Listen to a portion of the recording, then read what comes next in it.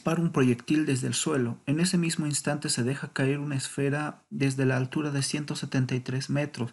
Determinar el ángulo con que debe disparar el proyectil para que intercepte a la esfera en un punto situado a una distancia horizontal de 100 metros del punto del disparo. Para resolver el ejercicio emplearemos una metodología de 4 pasos simples. Comencemos. El primer paso será identificar y analizar aspectos a considerar para la solución del ejercicio. Comencemos con que se trata de un ejercicio de cinemática en donde no se toma en cuenta la resistencia del aire y la curvatura de la Tierra. Por otra parte, el proyectil tiene una trayectoria parabólica y la esfera una trayectoria vertical en caída libre. Por último, y quizá lo más importante, la esfera y el proyectil parten en el mismo instante y transcurre un determinado tiempo para que se intercepten, por lo que debemos determinar el ángulo de disparo para que todo lo anterior sea posible. Dicho de esta forma parece fácil, y lo es, así que continuemos con el paso 2. Para facilitarnos la vida emplearemos una gráfica, en la cual vemos el instante inicial donde la esfera de color amarillo se encuentra a una distancia de 100 metros y a una altura de 173 metros del proyectil, que está simbolizado por la esfera roja. También tenemos un reloj para graficar de alguna forma el tiempo. Recordemos que el proyectil describirá una trayectoria parabólica para un ángulo θ y la esfera una trayectoria vertical de caída libre.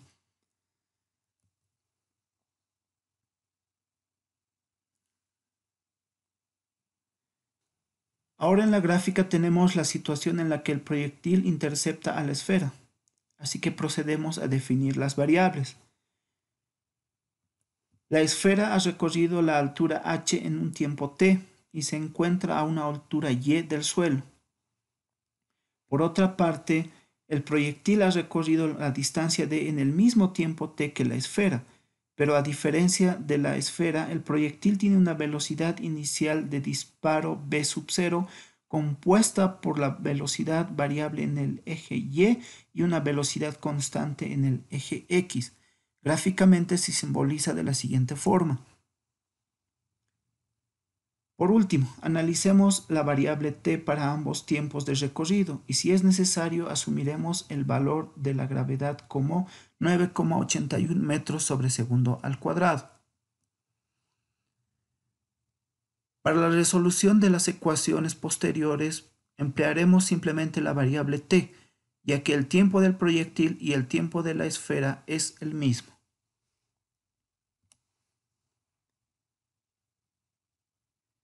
¿Cómo se determinan los componentes de la velocidad?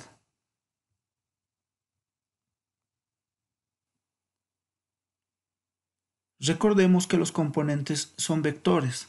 La suma de ellos tiene como resultado al vector inicial de la velocidad. Mediante trigonometría determinemos el seno del ángulo θ, que será igual al cateto opuesto, que es la velocidad inicial del proyectil en el eje y, sobre la hipotenusa, que es la velocidad inicial del proyectil. Despejando la variable de la velocidad inicial del proyectil en el eje y, tenemos que es igual a la velocidad inicial del proyectil por el seno del ángulo θ. De igual forma, el coseno del ángulo θ será igual al cateto adyacente dividido entre la hipotenusa. Despejando el valor de la velocidad inicial del proyectil en el eje x, tenemos que es igual a la velocidad inicial del proyectil por el coseno del ángulo θ. ¿Qué pasa si el ejercicio nos dijera que el ángulo de disparo es respecto al eje y? De igual forma procedemos con el análisis de la suma de vectores. Mediante trigonometría procedemos a encontrar el seno y el coseno del ángulo alfa respectivamente. Y de igual forma, despejando los valores que necesitamos, encontraremos los componentes de cada velocidad en los diferentes ejes. Espero que con esto haya quedado despejada la duda, así que procedemos con el paso 3.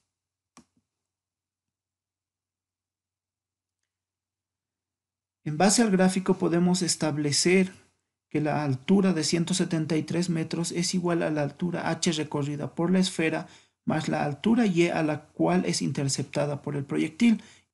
Para la esfera determinamos la altura h recorrida en un tiempo t. Recordemos que la velocidad inicial de la esfera es cero, por tanto la altura recorrida por la esfera será solamente un medio de la gravedad por el tiempo al cuadrado. El proyectil realiza dos tipos de movimiento: movimiento uniforme acelerado en el eje vertical, por lo que determinaremos la altura y a la que se encontrará en el tiempo t.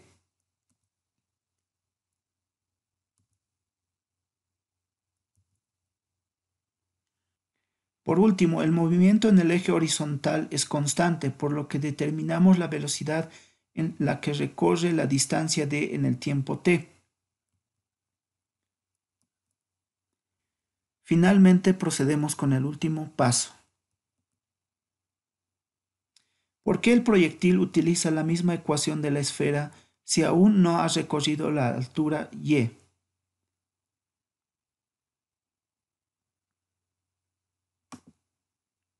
El uso de las ecuaciones es una de las dudas frecuentes al momento de resolver ejercicios de física clásica.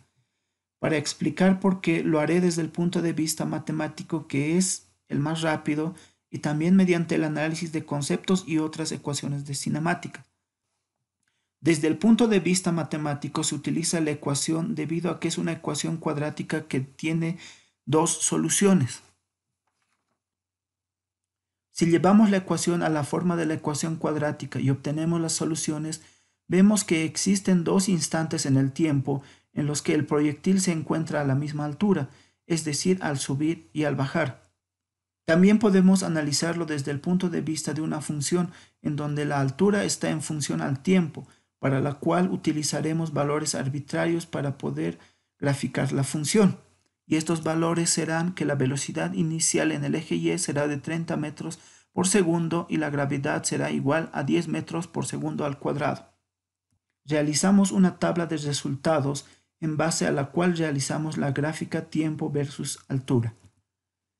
En la gráfica podemos observar lo siguiente: que efectivamente existen dos valores en el tiempo en los cuales la altura será igual. Por ejemplo, transcurridos 2 segundos la altura es de 40 metros y a los 4 segundos nuevamente la altura es de 40 metros.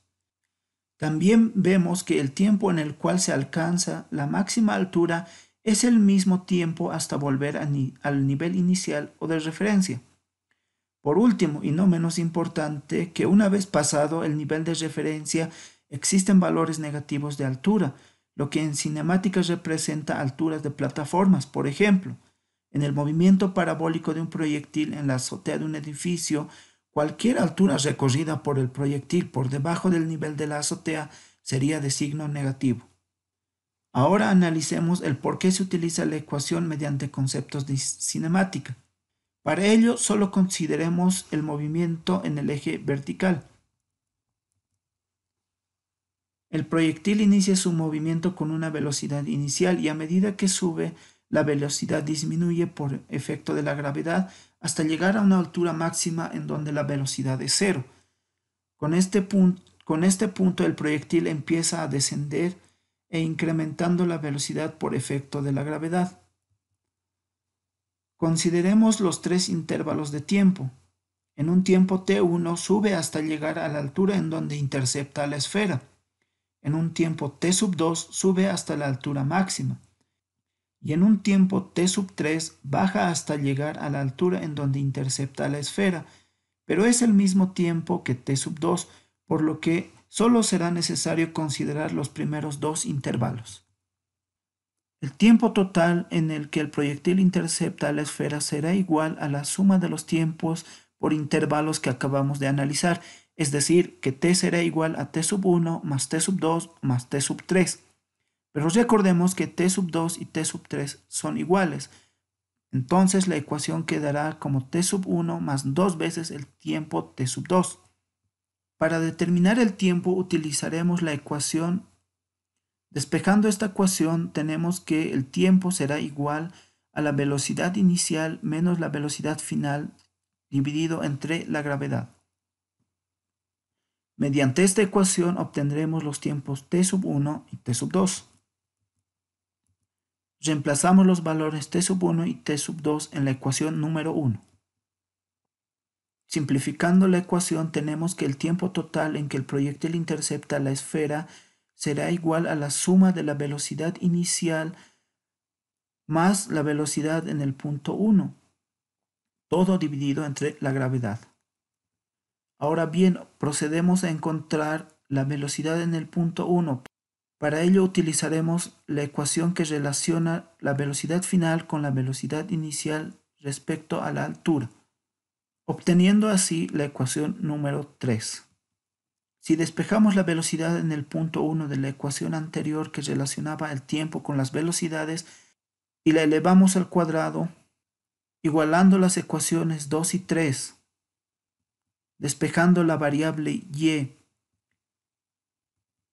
y simplificando las expresiones algebraicas, obtenemos que la ecuación que habíamos utilizado es totalmente válida.